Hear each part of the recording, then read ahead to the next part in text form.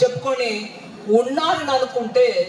వాళ్ళు తప్ప మిగతా వాళ్ళందరినీ బయట వాళ్ళని మాట్లాడేటువంటి ఆ డిఎంకే పార్టీ మనకు అక్కర్లేదు. ఇంకా మాటని పొడిగించకుండా నేను మళ్ళీ ఒక మారు ఏప్రిల్ 19వ తారీఖు కమలం చిహ్నంలో మీ అందరూ మళ్ళీ మోదీ గారు ప్రధాని కావాలి అని కోరుకుంటూ మీ అందరూ కుటుంబ సభ్యులు అందరూ కలిసి వెళ్ళి కమలంలో తామర చిహ్నంలో ఓటు వెయ్యండి అని మిమ్మల్ని కోరుకుంటున్నా. ஏப்ரல் 19ஆம் தேதி நீங்களும் உங்க குடும்ப உறுப்பினர்கள் எல்லாரும் நண்பர்கள் எல்லாரும்